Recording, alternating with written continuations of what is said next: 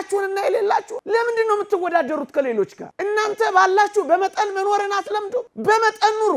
በመጠን የሚኖር ሰው አይጨነቅም። መጠኑን የሚያውቅ ሰው አይታወክም። ለዚህ ነው ንዑድ ክቡር የሚሆን ጳውሎስ ማትረፍንም አውቃለሁ መጉደልንም ተምሬያለሁ ኑሮዬ ይበቃኛል ማለት ማትረፊያ ነው የሚለው። አሁን ደግሞ አትጨነቁ ይለናል። እናምነዋለን አናምነው? ታምኑታላችሁ? ታምኑታላችሁ? ይኸውላችሁ እምነት ማለት ይህንንም ጭምር ማመን ነው ወገኖቼ። ካመንን እንደዚህ ነው የምናምነው። ያለንን ቃል ኪዳን የገባልንን ያስተማረንን የነገረንን ልናምነው ይገባል። እግዚአብሔር በቃሉ የታመነ አምላክ ነው። ነግሮን አያስቀርብንም። ቃል ኪዳን ገብቶልን አያዘገይብንም። እውነት ተናግሮን ሐሰት የለበትም። አትጨነቁ ሲለን ለምንድን ነው ማናምነው? ወገኖቼ ክርስቲያን የሆነው እኮ አትጨነቁ የሚለውንም ቃል ጭምር ለማመን ነው። ለምንድን ነው ማንጨነቀው? ጥቂት ሐሳቦችን እናንሳ። አንደኛ ለምን እንደማንጨነቅ አብራርቶ ነግሮናል ጌታችን። ከዛ በፊት ግን በአንደኛ ጴጥሮስ መልእክት ምዕራፍ 5 ቁጥር 7 ላይ እርሱ ስለ እናንተ ያስባልና የሚያስጨንቃችሁን ሁሉ በእርሱ ላይ ጣሉት ይላል። በሁለት ነገር ነው እንዳንጨነቅ የሚነግረን በዚህ የመጽሐፍ ክፍል ላይ። አንደኛ ስለኛ የሚያስብልን አለ። እርሱ ስለ እናንተ ያስባልና ይላል። ስለኛ ያስባል አያስብም? ያስባል አያስብም? ስለኛ ያስባል። አንድ ሁለተኛ የሚያስጨንቀንን ነገር እንኳን ቢኖር ልንጥልለት የምንችለው አምላክ እንዳለ አስተምሮናል። ለዚህ ነው እሱ ያስብልናል፣ ደግሞስ እንጥልለታለን። ለዚህ ነው የሚያስጨንቀን አንዳች ነገር እንዳይኖር የተመከርነው። ወገኖቼ እኔ አሁን የ3 ልጆች አባት ነኝ። ሕፃናት ልጆች አሉኝ። ምን እበላለሁ፣ ምን እጠጣለሁ፣ እንዴት እኖራለሁ ብለው ያስባሉ አስቡ? ያስባሉ አስቡ? ሕፃናት እኮ ናቸው። ያስባሉ አስቡ? ለምንም አያስቡት። እኔ ያለሁላቸው ስል ደግሞ እንደ ተንኮለኛ መድኃኒዓለምስ እንዳትሉኝ። እኔ ያለሁላቸው አይደለ? ወጥቼ ወርጄ ለፍቼ አስቤላቸው ስለነሱ እኔ ምን አደርግላቸዋለሁ? ኖርላቸዋለሁ። እውነት አስብ። ስለዚህ እነዚህ ሕፃናት ልጆቼ በጣም እንኳን ሊጨነቁ ሐሳብም የላቸው፣ በፈንጠዝያ ሊሞቱ ነው ለራሳቸው ነው አይደለም? ወገኖቼ እኛ እኮ በጣም የምንጨነቀው በእግዚአብሔር ፊት እንደ ልጆች መሆን ገና ስላልቻለን፣ ደርሶ አሳቢዎች፣ ደርሶ ተካዦች፣ ደርሶ ተመሳጮች፣ ደርሶ አጉረምራሚዎች የሆነው በእግዚአብሔር ፊት እንደ ልጆች መሆን ስላልቻለን እኮ። አባት ለልጆቹ እንደሚራራ እግዚአብሔርም ለኛ ይራራል አይልም የእግዚአብሔር ቃል? እግዚአብሔር እኮ ከአባት በላይ አባት ነው፣ ከእናት በላይ እናት ነው እኮ እግዚአብሔር። እኔና እናንተ ለልጆቻችን እንዲህ ማሰብና እንዲህ ማሳረፍ ከቻል እግዚአብሔርን በአባትነት እንዴት ተጠረጥሩታላችሁ? ይህንን ወንድሜ ፊቴ ስላለ ከእግር ጋር አንስቼ ብድግ ባረገ ጥሩ ስሜት ይሰማል፣ ኮንፈርት ይሰማል፣ ምቾት ይሰማል። እንደውም ማሳሰቢያ ያበዛል። ጠበቅ አድርገኝ እንዳትለኝ አይለኝም? የኔን ቤቢንስ ብድግ አድርጊያት ብሸከማት ምን ነው የምታደርገው? ትከሻዬ ላይ ለጥ ነው የምትለው። ምናልባት እንደ እከም ለሽ ልትል ትችላለች። ነው አይደለም? ይኸውላችሁ እንዳደገ ሰው መመሪያ መስጠት እጆቻችንን ይዞን እንዲመራን ሳይሆን እጁን ይዘን እንድንመራው ስለምንፈልግ ልጆች መሆን ስላልቻለን እኮ ነው ወገኖች። መተኛት አልቻልንም። ክንዶቹ ላይ መጣል አልቻልንም። ኃይሉ ላይ መጣል አልቻልንም። ልንመካበትና ልንተማመንበት አልቻልንም ወገኖቼ። ያን ሕፃን ሰምታችሁት የለ?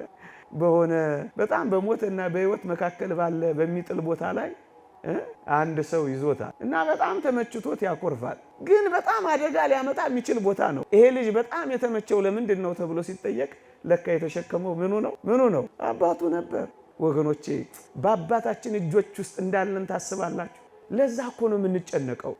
እስኪ ልጠይቃችሁ፣ በእናቶቻችን ማህፀን እያለን ደማችን ሳይረጋ አጥንታችን ሳይሰካ ገና ያኔ ደም አድርጎ የሰራን አጥንት አድርጎ የሰካብን እንዴት እንደምንበላ እንኳን እኛ እናታችን እንኳን ታውቃለች። ሰው ሁሉ ሊረዳው በማይችለው ጨለማ በሚመስል በዚያ ህይወት ውስጥ እኛን ሰው ያደረገን ማን ነው? እኛ በማናውቀው ዓለም ውስጥ እንኳን እግዚአብሔር እኮ አኑሮናል። እውነት አስብ። እናትህ እንኳን ሳታውቅህ እናትህ ሥላሴ ያውቀሃል። አባትህ እንኳን ሳይረዳህ አባትህ እግዚአብሔር ያውቀሃል። በዚያ ጥልቅ ጉዳይ ውስጥ እንኳን እግዚአብሔር ማኖር ከቻለ ዛሬ ህይወት ዘርተህ መንቀሳቀስ እየቻልክ እግር እጅ ኖሮ ማሰብና መመዘን እየቻልክ እግዚአብሔር ይተወኛል ብለህ እንዴት ታስባለህ? አትጨነቁ። እማንጨነቀው ስለኛ በርግጥ የሚያስብ እግዚአብሔር ስላለ ነው። አንደኛ። ሁለተኛ ለምንድን ነው በጣም ማንጨነቀው ካላችሁ የሚበልጠውን የሰጠን እግዚአብሔር የሚያንሰውን እንደማይከለክለን ስለምናውቅ ነው። እውነት አስብ። የሚበልጠውን ሰጥቶናል አልሰጠንም? ይኸውላችሁ በምትበሉትና በምትጠጡት ወይም ስለ ሰውነታችሁ በምትለብሱት አትጨነቁ። ነፍስ ከመብል ሰውነትም ከልብስ አይበልጥምን ይላል። ወገኖቼ ነፍስን የሰጠ መብልን አይሰጥምን? ቁርበትን የተከለ ሰውነትን የፈጠረ ልብስን ይነፍጋልን? እግዚአብሔር ለሚበልጠው ከታመነልህ በሚያንሰው ነገር መጠርጠር ይገባሃልን? ፍጠረኝ ሳትለው ፈጥሮሃል። ካለመኖር ወደ መኖር አምጥቶሃል። ያላሰብከውን ነገር አምጥቶ ሰጥቶሃል። በጸጋ አክብሮሃል። ታዲያ ፍኝ ጥሬ ኩባያ ውሃ እኔንና አንተን ይነፍገናል። ለዚህ እኮ ነው አይበልጥም ወይ ይላል። የሚበልጠውን ከሰጠኋችሁ የሚያንሰውን ነገር እነፍጋችኋለሁ ወይ እኮ ነው የሚለው። ወገኖች ለሚበልጠው የታመነልን በሚያንሰው ነገር እንዴት ትጠረጥሩኛላችሁ ነው እኮ የሚለን። ለዚህ እኮ ነው ነፍስን የሰጠ ምግብ መስጠት ይሳነዋል ወይ? ደግሞስ ስጋን ከአራቱ ባህሪያት አዋህዶ የፈጠረ ልብስ መስጠት ያቅተዋል ወይ? ሳትጠይቀው የሰጠህ አይደለምን? ሳትለምነው ያመጣህ አይደለምን? በሚያንሰው እጅግ ዝቅ ባለው ነገር አምላክህን ልትገምተው ይገባልን? ደግሞስ ስጋን አስነስቶ ነፍስን አዋህዶ ኋላ በመንግሥተ ሰማያት እጅግ መንፈሳዊ ሕይወትንና ምግብን የሚሰጠን አሁን በምድራዊ ነገር እሱ ይጠረጠራልን? በሚበልጠው ታምኖልሃል። በሚያንሰው ነገር ለምን ትጨነቃለህ? ደግሞስ ስጋውን የቆረሰልህ ደሙን ያፈሰሰልህ ራሱን የሰጠልህ ከዚያ ወዲያ ያለውን ነገር እንዴት ይነፍገኛል ብለህ ታስባለህ? ከሰማይ የወረደው ለአንተ ነው። መስቀል ላይ የቆመው ለእኛ ነው። ስጋውን መብል ደሙን መጠጥ አድርጎ የሰጠን እህል ምግብ ለብስ እግዚአብሔር ለዚህ ሳይታመን ይቀራል። ለዚህ ነው አትጨነቁ የሚለን። የሚበልጠውን ከሰጠው ግድ የለም በሚያንሰው ነገር አጠርጥረኝ ታመነኝ የሚለን እኮ ለዚህ ነው። ወገኖቼ ምድርን ያመናትን ያክል እንኳን እግዚአብሔርን እኮ ማመን አቅቶናል። በምድር ላይ የምንሽከረከረውን ያክል እንኳን እግዚአብሔርን መታመን አቅቶናል። እመነኝ የሚለው የሚበልጠውን ከሰጠው የሚያንሰውን አልነፍግም ቃል እገባልሃለሁ እኮ እያለ ነው። እናት ልጇ ጡቷን ሲስብላት ማግ ሲያደርግላት በጣም ደስ እንደሚላት እግዚአብሔርም እኮ ስናምነው በጣም ደስ ይለዋል። ወገኖች እንድናምነው የሚፈልገው በዚህም ጭምር ስለሆነ እኮ ነው አትጨነቁ የሚለው። የሚበልጠውን አድርጎልናል። ወገኖቼ ዝቅ ይልና አዋፋትን ተመልከቱ ይላል። ወገኖቼ እናንተ ከወፎች አትበልጡምን ይላል። ጌታችን ለወፎች ሞተን? ጌታችን ለቁራዎች መጣን? ቁራዎችና ወፎች ጉዳዮቹ ነበሩን? ጉዳዮቹ እኮ አንተ ነህ። ጉዳዮቹ እኮ እኛ ነን። እናንተ እኮ ከወፎች እናንተ እኮ ከቁራዎች ትበልጣላችሁ። ግዛን የሌላቸው ፍጥረታት በሙሉ ሕያዋን ካደረጋቸው ለእናንተ የሚነፍጋችሁ ነገር ስላለ ትጠረጥሩታላችሁ ነው እኮ የሚለን። አዋፋትን ተመልከቱ የሚለን እኮ ይህንን ነው። ከተፈጥሮተ አዋፍ ተፈጥሮተ ሰብእ አይበልጥም ይላሉ ሊቃውንት። እኛ እኮ እንበልጣለን። በምድር ላይ ለሕያው እግዚአብሔር እንደ ሰው ያለ ማን አለ? ወፎችን ካልተወ፣ ጫጩቶችን ካሰበ፣ ቁራዎችን ከመገበ ወገኖቼ እኛን እንዴት ይተወናል ብለን እናስባለን። በዚህ አለማመን ራሱ ከባድ አይደለ እንዴ? ያቺ ንጓለ ቋውት የምትባል ታሪክ ሰምታችኋት ይሆን? ነሐሴ ላይ ቤተክርስቲያን የምትሰብካት ቁራ ልጅ ትወልዳለች። ልጅ እንደወለደች ልክ ስትወልዳት በጣም ላባ የሌላት ምልጥልጥ ያለች አይን የሌላት ምንም ነገር የሌላት አስፈሪ ድቡልቡል ነገር ትመስላታለች። ከዛስ እናቶዬ እቺማ ልጅ አይደለችም ብላ በራት ትሄዳለች። ምን አይነት እናት ነች እንዳትሉና ምን ታርግ ደንግጣ እኮ ነው። ከዚያስ አይን የለው ሄዶ አይበላ ገና አይኑ ሞጭሟጫ ነው። ክንፍ የለው አይበር ምን ይስራ? እግር ገና አላወጣ አይድህ ማን አለው ለዚህ ቁራ? ወገኖቼ የምንበርበት እግር እንኳን ባይኖረ እንዴት የታመነልን አምላክ እንደሆነ ቤተክርስቲያን የምታሳየን በዚህ እኮ ቁራ ነው። ወገኖቼ ጉልበት የለው አይፎካከር ገና የአንድ ቀን ጫጩት ነው። ኃይል ኖሮት እንዳይቀማ ትር ብር እንዳይ ገና ከምድር አልተነሳ ወደ ከፍታ አልገባ ዘመድ አዝማድ የለው ብቻውን ነው።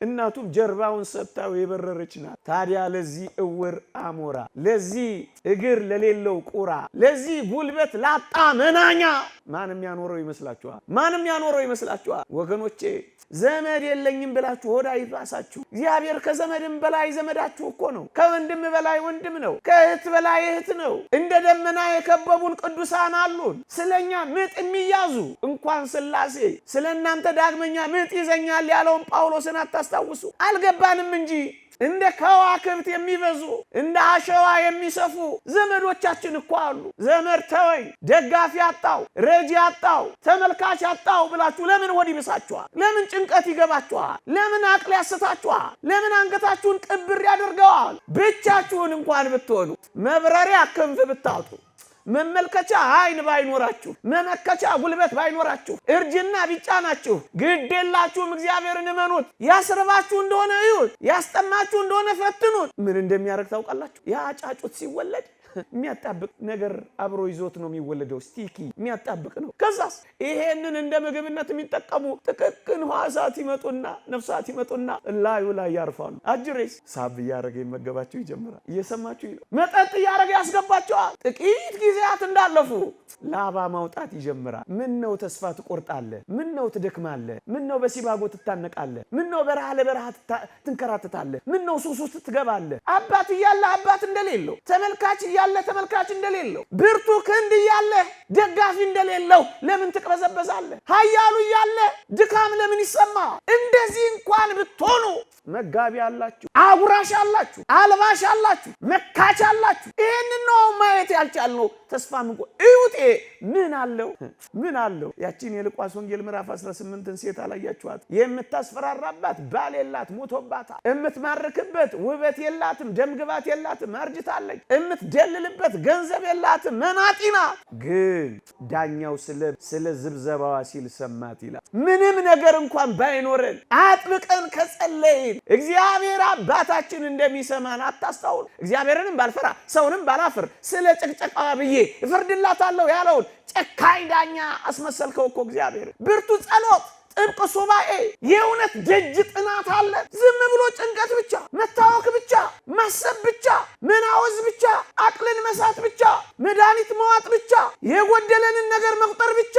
ምንም እንኳን ባይኖርህ ይሄው የተስፋ አይደል? ብንጸልይ የምናገኝበት ተስፋ እኮ ነው። የተስፋ እግር ባይኖረን፣ አይን ባይኖረን፣ የምንበርበት ክንፍ እንኳን ባይኖረን ለካ መጋቢ አለን። ተስፋ አትቁረጡ ወጣቱ። ቢቆረጥ በእግዚአብሔር ተስፋ ይቆረጣል። ይሄን ሁሉ ቃል ኪዳን ገብቶልን አይታመንም እግዚአብሔር። ከዛስ ሳብ እያረገ መብላትና መጠጣት ሲጀምር ጸጉሩም ሲመጣ፣ ላባውም ሲመጣ፣ እግሩም ሲመጣ፣ አይኑም ሲከፈት እናቶዬ ምን ታደርጋለች? ይሄማ ልጄ ነው ብላ በራ ደርሳ ከተፈተለለታለች። ምን አይነት እናት ነች? ሁለተኛ እንደማ ቁራዎችን ተመልከቱ። እንዲህ ሆነው የሚያኖራቸው አምላክ አለ ወገኖቼ። አይኖቹ እኮ እኛ ላይ ናቸው። ተስፋው እኮ እኛ ነን። መንግስተ ሰማያት እኮ ለእኛ ናት። ታዲያ ለማን ትሆናለች እቺ? ቁራዎችን ተመልከቱ፣ አበቦችን ተመልከቱ። ጎተራ የላቸው፣ እርሻ የላቸው፣ ማሳ የላቸው። እሱን እኮ ነው የሚለው ይሄ ወንጌል። የላቸው ግንስ የሰማይ አባታችሁ ይመግባቸዋል። አንተ ከወፎች ታንሳለህ። ይበራሉ ብቻ እግዚአብሔር ይመግባቸዋል። አንተ ብረር እንጂ፣ አንተ በሃይማኖት በእምነት ውጣ እንጂ ሳይመልስልህ ከቀረ ይኸው እዛ በመጽሐፈ ነገሥት ላይ ዝናብን ሳላዘንብ የሰማይ መስኮትን ባልከፍት ብሎ እኮ ቃል ኪዳን ገብቶልሃል። ቃል ኪዳኑን ለመጠመቅ አንተ ብረር እንጂ ለምን ትጨነቃለህ? አትጨነቅ። ቁራዎችን ተመልከቱ። አትጨነቁ።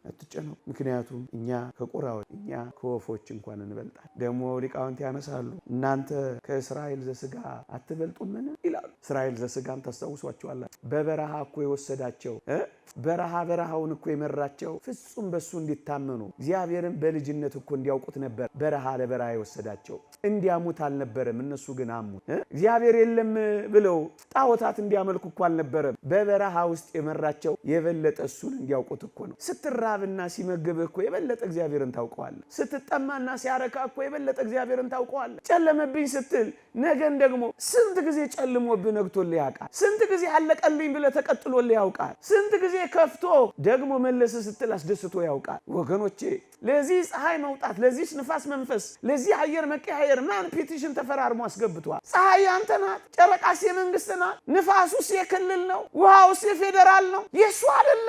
ለዚህ የታመነልህ አምላክ ንፋሱን አንፍሶ ገለባውን የሚለይልህ፣ ፀሐዩን አሙቆ የሚያበስልልህ፣ ዝናቡን አዝንቦ የሚያበቅልልህ ለምንድን ነው የምትጠረጥረው? በረሃ የወሰዳቸው ለምን እንደሆነ ታውቃላችሁ? የበለጠ እግዚአብሔርን እንዲያጣጥሙት ነበር። እነሱ አልተጠቀሙበትም። ምንድን ነው የሚላቸው ወገኖቼ? እንዲህ ይላቸዋል፣ 40 ዓመት በበረሃ ስመራ ልብስህ አላለቅ፣ በትርህ አልወደቅ፣ ጫማህ አልተቀደደ፣ እስራኤል ሆይ ስማ ይላቸዋል። ለምን መሰላችሁ? ልብሳቸው እንዳያልቅ ጋረደላቸው፣ ፀሐይ አይመታቸው፣ ጫማቸው እንዳይቀደድ አሸዋውን ጋረደላቸው። ከዚህ በላይ አምላክ አለ? እስራኤልን እኮ ከግብፅን ያወጣቸው፣ እኛን እኮ ከሲኦል ያወጣ፣ እስራኤልን እኮ ሙሴን የመራቸው፣ ለእኛ ክርስቶስን የመጣልን፣ እስራኤልን እኮ ዮርዳኖስን ያሳለፋቸው፣ እኛን እኮ ገሃነመ እሳትን ያሻገረ፣ እስራኤልን እኮ መናን ያወረደላቸው፣ እኛን እኮ ራሱ መጥቶ ነው ብሉ ጠጡኛ አለው። ታዲያ እኛን በልጥን በአንድ ልብስ እንደሚያኖረ አታምንም? እንደው የምር ብናምነው አንድ ቀን በበላ ነው ብዙ ቀን ሊያኖረን እንደሚችል አናውቅም? ምዕመና በተለይ ወጣቶች ስለምትበሉት ስለምትጠጡት ወይ ሰጥቷችሁ ብቻ እኮ አይደለም ሳያስርባችሁ እንኳን ሊያኖረው ይችላል። እውነት አሰብ። እኔ አንዳንድ እህቶችን ዜና ሰማለሁ። ከበላው እኮ 3 ቀኔ ነው ግን ምንም አራበኝም ይላሉ። ምስኪንና ድሆች ናቸው። 3 ቀን ሙሉ የረሃብ ስሜት ያጠፋላቸዋል። እምትቀምሰው እንኳን ብታጣ እንዳትራብ ማድረግ እንደሚችል አታውቅም እግዚአብሔር? እምትጠጣው እንኳን ብታጣ ጉሮሮ እንዳይደርቅ ማድረግ እንደሚችል አታምንም እግዚአብሔር? አሁን ማመን እኮ ነው የጎደልን። ማመን፣ ፍጹም ማመን። እንደዛች ልጅ ዝናብ ጠፍቶ መሬት ደርቆ ተሰነጣጥቆ ወዮ ሊሉ ምህላ ሊያደርሱ ወደ ቤተ እግዚአብሔር ሲሄዱ አንዲት ሕፃን ልጅ ከእናቷ ጋር ትወጣለች አሉ። እንግዲህ እግዚአብሔር ያሳያችሁ። ዝናብ ጠፍቷል፣ ምህላ ሊያደርሱ ወደ ቤተ ክርስቲያን ይሄዳሉ። እቺ ብላቴና ጃንጥላ ይዛ ወጣችላት። በጠራራ ፀሐይ እልም ባለ በረሃ ሐሩር መሬቱ በተሰነጣጠቀበት ለዝናብ ልመና ሲወጡ አጅሪ ጃንጥላ ይዛ ወጣችላት። እንዴ ምን ሆነሽ ነው እንዲህ ባለ እሳት ውስጥ አንቺን ይዘሽ የምትወጪው አሏት አሉ። እሷ ምን አለች አሉ? ዝናብ ለምን አይደል ነው? ታዲያ ዝናብ ሲመጣ በምን እንጠለላለን አለ። አማን ማለት እኮ እንደዚህ እንደ ፈቃዱ አንዳች ብንለምን እናገኛለን አይልም? እንመነዋ እግዚአብሔር ፍጹም እንመነው። የሚያስብልን እንዳለ እንመነው። ብንጥልለት የሚሸከምልን አምላክ እንዳለ እንመነው። ባለፈውም ነግሬያችኋለሁ። ነገር ሁሉ ቢገላበጥ እንኳን ምን እንበለው? እኛን ሴትዮ ነግሬያችሁ የለ በጾመ ነነዌ አቴስት የሆነው ኢአማኝ የሆነው ሰው አሁንማ እናቴ አቤት አሁን የጾመ ነነዌ የሚሉትን ያምናሉ። በደንብ አድርጌ ያምናለሁ። እሳቸው ላይ ያስቀድሱ ሲሄዱ መንገድ ላይ ጠበቁ እኮ እውነት አሳ አንበሪው ዮናስን ዋጠው ከዛ ደግሞ ዮናስን ተፋው በሚለው ያምናሉ አላቸው። ልጄ አንተ አሳ አንበሪው ዮናስን ዋጠው ከዛ ደግሞ ተፋው በሚለው ነው ግራ የገባ የጨነቀ? አዎ እኔ ግን ዮናስ አሳ አንበሪውን ዋጠው ከዛ ዮናስ አሳ አንበሪውን ተፋው ቢባልና ቢገላበጥ እንኳን እኔ አምላኬን ምን እለዋለሁ? ታምኑታላችሁ? ይሄ እኮ ነው እምነት ማለት ወገኖቼ። ማመን ሳያስርባችሁ እንኳን ሊያኖር እንደሚችል ሳያስጠማችሁ እንኳን ሊያኖር እንደሚችል ማመን፣ ይሄ ነው እምነት ማለት። እመኑት እግዚአብሔር። ተስፋ አትቁረጡበት፣ አትጨነቁበት ወገኖቼ። እኛ እኮ እግዚአብሔርን የምንጠረጥረው ለሌሎች ለማያምኑት እንኳን በሚሰጠው ነገር እኮ ነው። እናንተ ይሄ አሳፍር እንኳን ለኛ ይሄ እኮ ለአሕዛብ እንኳን ያስፈልጋቸዋል ይላል። የሰማይ አባታችሁ ለአሕዛብ እንኳን የሚሰጠውን አንተ በዚህ ኩርምት ጭርምት ትላለህ። አንተ በዚህ እግዚአብሔርን እንደሌለ ትጠረጥረዋለህ። አንተ በዚህ ተስፋ ቆርጠህ ምን ውስጥ ትገባለህ? ሱስ ውስጥ፣ በዚህ ስርቆት ውስጥ፣ በዚህ ንጥቂያ ውስጥ፣ በዚህ መረን የወጣ ህይወት ውስጥ። ለምን? ለነሱ እንኳን እንደሚያስፈልገው እኮ እግዚአብሔር ይሰጣቸዋል ይላል። ወገኖቼ እኛ ከእስራኤል ዘስጋ እንበልጣለን። ለነሱ የታመነ አምላክ ለኛም ይታመናል። ሙሴ ሊሞት ሲል አታስታውሱም? እስራኤል በጣም ተጨንቀው ነበር። መናውን እያወረደ ደመናን እየጋረደ ነበልባል እያበረደ ጭንጫ አለቱን እያፈለቀ የሚመግበን ሙሴ ነበረ። ወይ አሁን ሙሴ ሊሞትብን ሆነ ብለው ተጨነቁ። ዘዳግም 34 የአባታችን የሙሴ ምርቃት ምን እንደሆነች ታውቃላችሁ? እስራኤሎች ስማ መኖሪያ የዘላለም አምላክ ነው አላቸው። መኖሪያ ማን ነው? ክርስቲያኖች መኖሪያችን እኮ የዘላለም አምላካችን። እንደው ምን ይላል? የዘላለም ክንዶች ከበታች አሉ ይላል። ያቅፋል እኮ ክንዶቹ። እንዴት አሳልፎ ይሰጣል? መኖሪያ እኮ ገንዘብ አይደለም። መኖሪያ እኮ ሀብት አይደለም። እግዚአብሔር መኖሪያ ነው የሚለው። መኖሪያችን እናድርገው፣ ሌላውን ነገር ሁሉ እንቶ ቢኖራችሁ እንኳን እርሱት ወገኖቼ። መኖሪያ የዘላለም አምላክ ነው። እሱ ስለሆነ እኮ ነው እርሻ በሌለበት ውስጥ ያጠግባቸው የነበረው። ድርጭቶች በማይረቡበት እርባታ በሌለበት ውስጥ ድርጭትን እየሰጣቸው ያጠግባቸው የኖረው መኖሪያቸው የዘላለም አምላካቸው እግዚአብሔር ስለሆነ እኮ ነው። እንዲህ ስታምነው እንኳን ለሚያምኑት ለማይታመኑት እንኳን በመብልና በመጠጥ በመልበስ የማይጠረጠር ነው እግዚአብሔር። አንተ ትበልጣለህ። መኖሪያ የዘላለም አምላክ ነው። መኖሪያ የዘላለም አምላክ ነው። እግዚአብሔር ይወደናል። እግዚአብሔር ያፈቅረናል። እንዴት ይተወናል ወገኖች? እንዴት ይረሳናል? አልተውሽም፣ ከቶም ቢሆን አልጥልሽም፣ በእጄ መዳፍ ቀርጬሻለሁ እኮ ነው የሚለው። ማንን ትቶ ያውቃል? በዘመናት የነበሩ ሰዎችን ተመልከቱ። በእርሱ አምኖ ያፈረ ማን ነው ይላል ነብዩ ሲራክ። ማን አፍሮ ያውቃል? ማመን። ሁለተኛ እናንተ ጽድቁንና መንግስቱን እሹ ሌላ ሁሉ ይጨመርላችኋል ይላል። ጨማሪ እኮ ነው ይሄ። ዳረጎት እኮ ነው ይሄ። አንተ ጽድቁን መንግስቱን የዘላለም ሕይወቱን ፈልግ እንጂ ሌላውን ሲጨምርልን እናየዋለን። በጭማሪው ለምን ትጨነቃለህ? ዋናውን ትተህ በዳረጎቱ ለምን ዋናውን ትተዋለህ? እዩት፣ መጀመሪያ ጽድቁንና መንግስቱን እሹ፣ ሌላ ሁሉ ይጨመርላችሁ። እስኪ ስለሱ እንሻ። ንስሐ ስለመግባታችን፣ ከእግዚአብሔር ጋር ስለመታረቃችን፣ መንፈሳዊ ሰው ስለመሆናችን፣ ሐሳባችን ሰማያዊ ስለመሆኑ እሱ ላይ ከተቀመጠ ሌላ ሁሉ መጨመሩ እኮ አይቀር። ሁለተኛው መፍትሄ የሰጣቸው ይሄን ነው። ጽድቁንና መንግስቱን እሹ፣ ሌላ ሁሉ ይጨመር። እስኪ ሞክሩትና ጣጥሙትና ፈትሹትና ራሳችሁ ለሌላ ሰው ማስተማር ጀምሩ። ሁለተኛው ነጥብ ይሄንን ነው የሚላቸው። ሶስተኛ ቅዱስ ጴጥሮስ የመከረን ምክር አለ። ምን ይላል? በመጠን ኑሩ ይላል። ወገኖቼ በመጠን መኖርን እንልመድ። ብዙዎቻችን የምንጨነቀው ሁሉ ጊዜ የጎደለንን እንጂ ያለንን ነገር መቁጠር ስለማንችል እኮ ወገኖቼ። ማታ ማታ ቤታችሁ ገብታችሁ ገንዘባችሁን ኪሳችሁን ቼክ ታረጉ የለ? ነጋዴዎች ባላንሳችሁን ቼክ ታረጉ የለ? ባላንስ እያላችሁ አካውንቶቻችሁን ተጠይቁ የለ? በየወሩ ባንክ ሪኮንሲሌሽን ታሰሩ የለ? ታውቁ የለ ያላችሁንና የሌላችሁ? ለምንድን ነው የምትወዳደሩት ከሌሎች ጋር? እናንተ ባላችሁ በመጠን መኖርን አትለምዱ? በመጠን ኑሩ።